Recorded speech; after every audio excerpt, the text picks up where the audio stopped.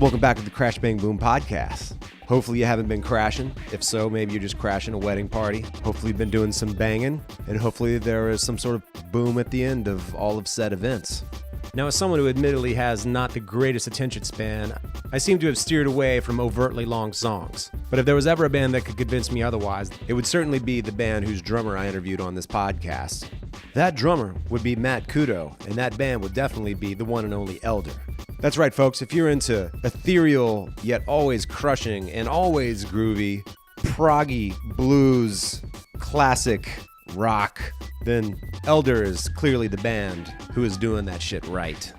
And the epicness was on full display when I saw them at St. Vitus recently, playing songs off of different albums over the course of their 10-year career, which all blended really well together and made for a great night. And their most recent record, Reflections of a Floating World, was definitely one of my favorites of 2017. So without further ado, here we go.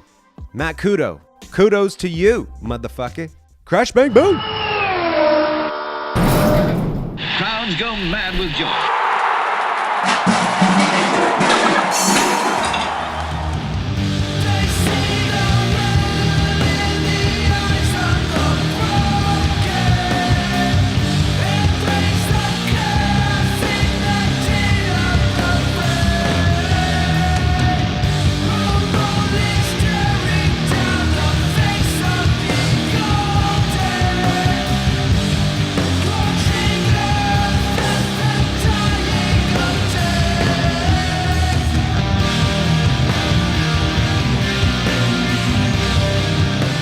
Matt Couto of the one and only Elder, one of my favorite bands, one of my favorite records for the year. How's it going, man? Doing good, man. How are you? Doing pretty good. Y'all are amidst a run here. This is the first show of about 18 gigs or so. You're in a state that has to some degree legal weed, I understand. Are y'all stopping through Colorado by any chance on this run? We might take a stop by there if we can, but I'm not sure exactly the route that we're going. But yeah, we've been through to Denver before. That was pretty fun. That was just a one-off show, like festival that we did. It was a kind of weird one. It was like snowboard on the block or something like that. They had like some snowboard. They put some snow on like this, literally on like a block of a street. And really? They had like all these crazy rails, and these snowboarders were grinding down them and stuff. While y'all were playing? It was like a different part of like the, okay. There was a few stages. We played one like around the corner, but gotcha. It was like rappers there and like some other different types of bands. It was pretty cool. Different type of.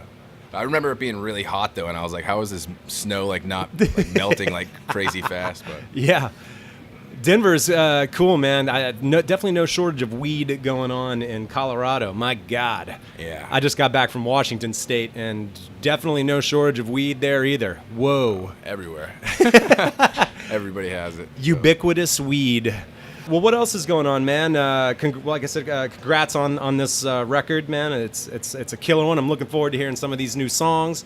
Y'all got a fourth member at this point. Tell me a little bit about the additional member y'all got going on. Well, basically, we've had to like sacrifice a lot of guitar playing that Nick does on the records. Basically, have to make it work for the live shows and stuff. So. Adding Mike, he's a good friend of ours, played in Gold and Silver with Nick, which was a side project a few years ago. But like he just works really well with us. He's a good friend of ours. He's really good at the style of guitar he plays. So basically he's taken some of the stuff that we haven't been able to do before and like playing those harmonies. Guitarmonies. Yeah.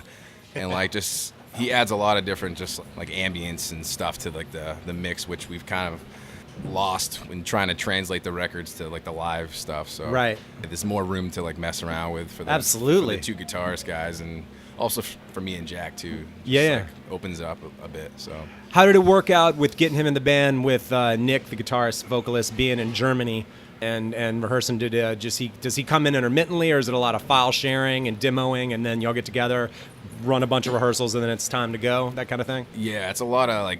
Nick will record demos with like drum machine tracks and guitar and bass and puts everything to it, and then he sends it to us, and then basically we practice it all on our own whenever we can, and then we get together and then play it, you know. But that's how it's been working lately, especially with the new guy. It's like he's really good at learning stuff, and then once we get together, we kind of focus on the things that are giving us trouble and then work from there. But it's worked out pretty well.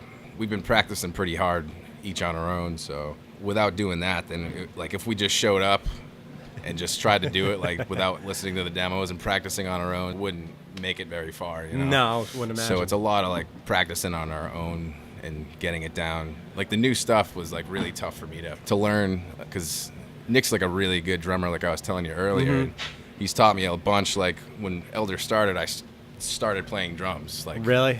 And he was playing drums before we started, and he basically would get behind the kit and he's like, I'm thinking something like this for this, like this type of rhythm for this riff. And then he would get behind the kit and play the part, whatever, and then I would get back on it and try to play it. And we would swap back and forth like all the time, just like trying to like tell me like, play it this way, like, you know, like try to add this into it. So eventually it's like getting easier and easier as we're going along, because we've been doing it for so long. But he still gets behind the kit still to this day to like help me out with different things, because he really is a really good drummer. Like nobody knows that either. Right.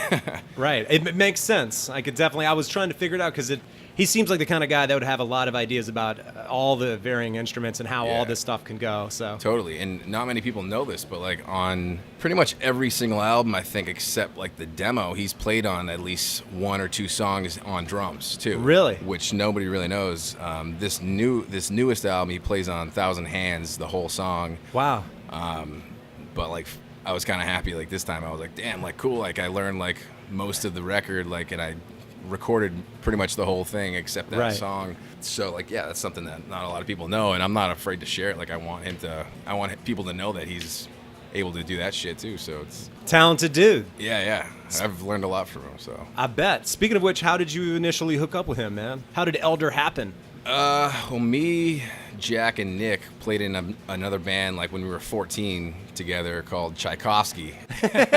Tchaikovsky, really? Yeah, and it was like kind of like a melodic, like hardcore thing that we were doing. There was like a pretty big, it was a pretty big local scene in like New Bedford at the time. There was like a lot of like young bands playing, and literally our parents would drop us off at the shows with like our half stacks and drum sets and stuff, and we would go there and play and practice in the parents' basement. Yep. So we were playing in that. I was playing guitar, Nick was playing drums, Jack was playing second guitar, then he moved to bass. And then eventually we stopped that. We did a few other bands. We did Wrath, and then we did a few other ones that were short period of time for these bands, but and then eventually me and Nick were like, we want to start a band that we want to play like long term. You know, we started getting into like High on Fire and Sleep and Ohm and stuff. All the longer format songs and all that stuff, more epic. Yeah, like longer songs and more, I don't know, able to like jam out more. And sure. So we started that, and then eventually Elder started was me and Nick, and I hopped on drums. Like I said, he started teaching me how to play drums. And at the time, he was already a pretty good guitarist, too. He was writing a lot of the songs that, like, I was playing when we were 14 and stuff. I wasn't writing the tunes. He would write them, and I would learn them. But then it was me, Nick, and this other dude, Chaz, that was part of the local scene as well. And then eventually he didn't want to do it as much anymore, so he left the band. And then this was when we were, like, junior years of high school. Like, he was in the band for, like, the first year or something like that. And then we added Jack on second guitar for Elder. Okay. And then eventually, pretty quickly, Chaz didn't want to do it anymore, and then he left, and then Jack went over to bass, and then it's been like that ever since we got Mike, second guitar. So yeah, we started Elder as like a band that we wanted to play like long term. Like every album is a little bit different, and we to keep us more into it, you know. Like we play one album for so long, and then we all get a little bit bored of it, so we want to progress it a little bit. So yeah, that's how we got to where we are now, you know. Tattoos. You got an Elder tattoo over there. Now, the three of you have matching Elder tattoos? Yeah, three of us do. Like me, Jack, and Nick. And then me and Jack have two other random tour tattoos that we get along the way. Matching? Yeah. So really? Me and Jack have three of the same tattoos. Really? Yeah. That's awesome. But is the new guy going to get one? We'll try to convince him eventually. Yeah, he doesn't have any right now? I don't think he has any. No. It sounds like I know what the first one's going to be. Yeah, hopefully. We'll see. Yes. We're not forcing him to do it, though. I was talking to Nick when I interviewed him on the podcast a while back, and I remember him telling me that the trajectory of the band is pretty interesting because, correct me if I'm wrong, but wasn't there like a 7-inch or something that y'all put out that got distributed in Europe, and then you guys ended up going over there and playing shows, and then that's kind of how the thing kind of took off. Am I wrong about that? Yeah, Meteor City put out the self-titled CD. We were looking for a label to put out the vinyl, and then this label, Electric Earth, which wasn't really like a big label or anything, but they asked us if we would want them to put out the record, and they were based out of like Belgium, I think. So they made I forget how many copies they made of the record, but all the records were in Europe. Yeah. You know, and there's a pretty big scene there. Was at the time too. So right off the bat, like most of our recorded material was in Europe. You know, like the CDs were here in the States, but the record was out over there. And then it wasn't until like 2013 that we got asked to play Roadburn, and then there was a booking agent that set up a little tour around that, and then that was kind of the one. That was the first tour outside of the States for us.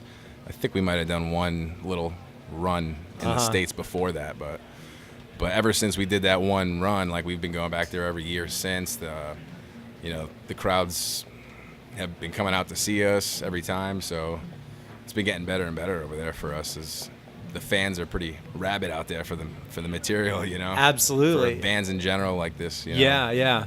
I feel like it's kind of like some people talk about Japan. Like once you go to Japan, play there once, they always welcome you back. Yeah. It's like Europe. We've never been to Japan, of course, but like the first time we went to Europe, like we were kind of like, oh yeah, like we can probably do this whenever we want, you know. So right.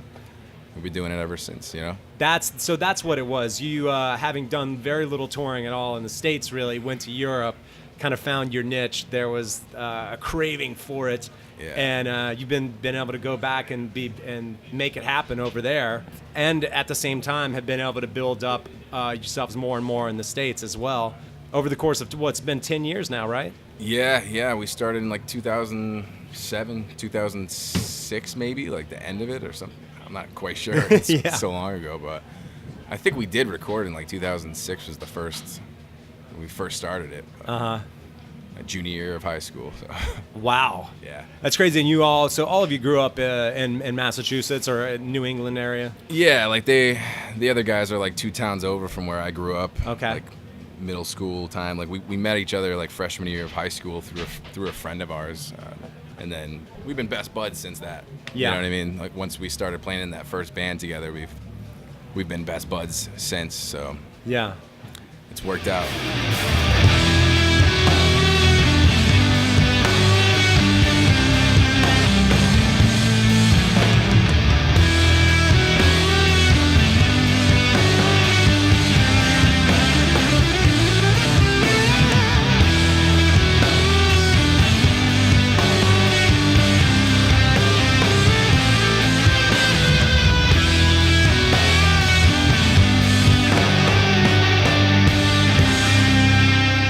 Speaking of long songs, I've never played in bands really. I think about the longest song I've ever played was maybe 7 minutes.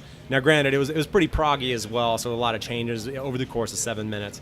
But with some of your songs, 13, 12, 14, 15 minutes, however long they can be, have you ever gotten in a song and just been like, I don't know where I am in this song. It's like, where's the light at the end of the tunnel? Where'd the tunnel begin? Where the fuck am I? Yeah, it totally happens, like a little hiccup, and then all of a sudden I'm like trying to catch up or something like that. Yeah. But there's been, like, especially like early on, like when we first started playing like shows in Boston and stuff. I remember one time, like, I drank a few too many beers at this house show, and literally the entire set, I couldn't keep up. Like, I would be playing one part, the other guys would change to the next part, and I would stay on that first rhythm. Oh, boy. And then I would finally switch to the second one, and then they would immediately turn to the next riff. Out of sync, man. I was always, like, a few behind. So, like, we played a few songs, and it was that way for, like, the whole time. And then, I'm not even joking, like, the cops came to break up the house show, and I was like, yes, thank you. And then I was so bummed, and I felt so bad that I literally just, like, walked home to my apartment afterwards. I was like, bye, guys, I'm sorry, bye. Like, Yeah. But, like, it happens. Like, we're better at, like, catching it now. Like, if I mess something up now, I've kind of learned to, like, fix it, like, pretty quickly. Sure. That comes with time and with chemistry and understanding both the songs and how everybody works, and the way to recovering from a mistake is an art in and of itself, Yeah, totally. But it's easier for the other guys too, because like they'll have like a sour note or something like that, and like Yeah, they're of course. they can hear where I'm at. Oh, you yeah. know what I mean? Yeah. But for me, if Oh, I yeah. mess something up, it's like everybody hears it. And Of course. everything. Yeah, it's the old adage that feedback is the guitarist's best friend. So when in doubt, just get some fucking feedback. All right, we see where this is going. Yeah. Yeah, totally. But yeah, the drummer train wrecks, it's going. The ship can be going down. Yeah, and it's happened. Yeah. Not just once either. Like a good amount of times. When did you start to develop an interest in music? I want to say 6th grade probably, because What was the record? Was there a record in particular? It wasn't really a record. It was like, honestly, it was my teacher. My teacher was like this weird little guy. He was a short guy. A midget? Not midget, but he was He was a midget. Let's go with midget. I like the story already. Yeah.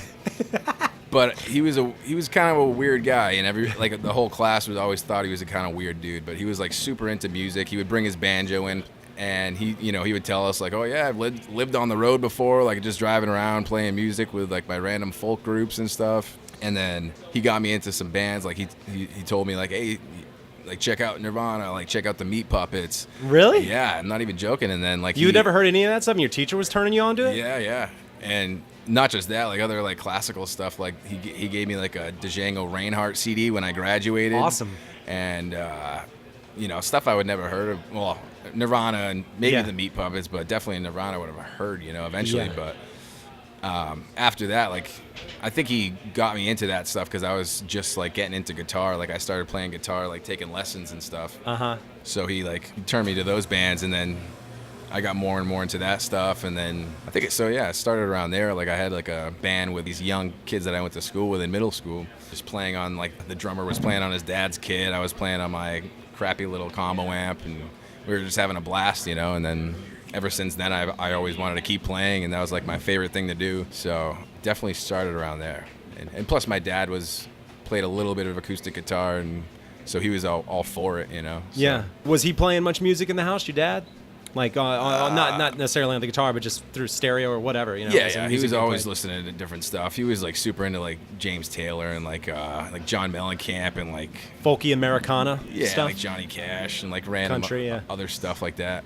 I was into that stuff too. I was like, all right, cool. Like I was just into any type of music in general, really. Yeah. Was there any artist that your father or that you heard in the house at the time that you didn't like that you like now? I mean, he listened to some Tom Petty and stuff like back in the day. Like I remember seeing some Tom Petty stuff. Rest in peace, Tom Petty. Yeah. Also, another person from my family that was into music too was my cousin Craig. He was like long-haired metal dude, and he was super into like Metallica. He was like super into like Korn and stuff, and like Linkin Park and like. Yeah, see, you're young. You grew up in the time of new metal. My cousin brought me to like Project Revolution, like way back in the day, and like Snoop Dogg was playing it, but Korn was playing it, and Linkin Park and stuff, and like he was trying to get me into those bands, and I was always kind of just like, yeah, really not my thing, but like it's just fun. It's my first festival experience. I was into like rap too at the time, so right. I was more into the rap acts, and Ghostface Killer, I saw him on awesome. that festival too. Love him, yeah. So I mean, my cousin definitely helped get me into some things, especially like rap, but like right. He was trying to get me into like Korn and stuff, and so I bought a few of those CDs, and I was just like, not really my thing. But what's one of the best shows you've ever seen? Ooh, it's a tough one, but I saw original lineup in the small Middle East upstairs in Boston, and Grails opened up for them, and also Jack Rose, the finger-picking guitar dude.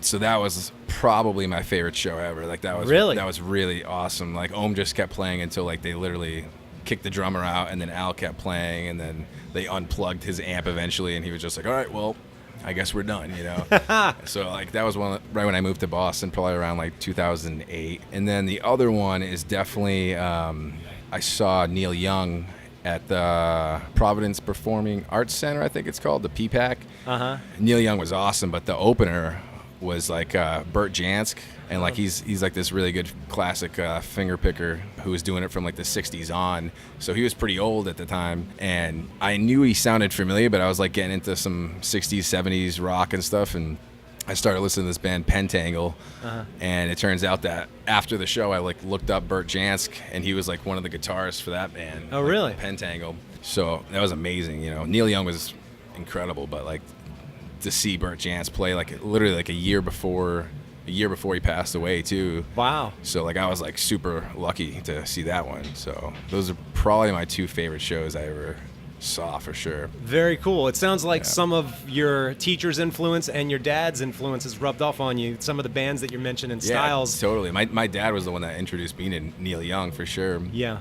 He had a bunch of his cassette tapes and stuff. My dad was never into like records that much, but like always have cassette tapes in the car and stuff. I have cassette tapes all over the place in my car and my room downstairs and stuff.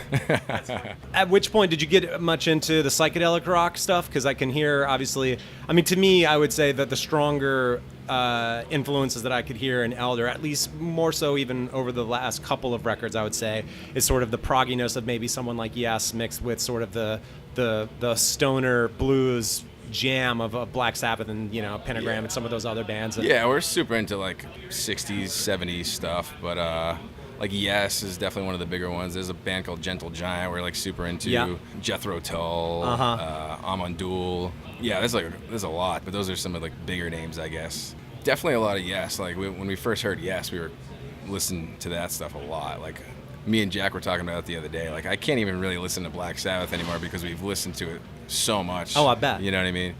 But like Volume 4 and like the early albums are like really awesome too. Yeah. So. I've been recently getting into the Ronnie James Dio era Black Sabbath stuff. And there's, goddamn man, there are some killer records of that stuff too.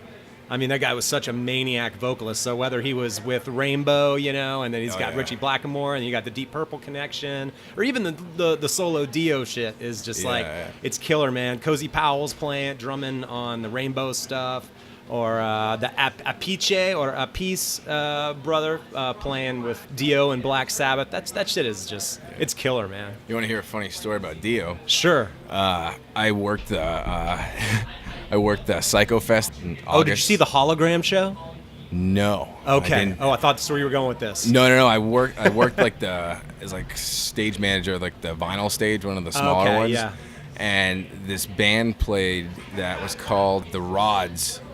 And like the sound guy came up to me and was like, that's Dio's cousin. And he looked like very similar to Dio. Really? And he was honestly like a little gnome of a man. Tiny dude. And I was like blown away, and they were awesome. They were like really? This old like. Was his cousin the vocalist? Guitar vocals, yeah. Really? And it turns out too that the sound guy, there was like an old like Italian dude, I think, and he was the sound guy for Dio for like a long time too. I got to meet them both. It was both super nice dudes, and like the Rods were sick. Like they were really, awesome. Really awesome. I gotta check them out. Yeah, they were like really like classic like metal, I guess you would call it, like heavy rock, heavy metal, I guess. Like right. I don't know. They were really cool. Older dudes too, like.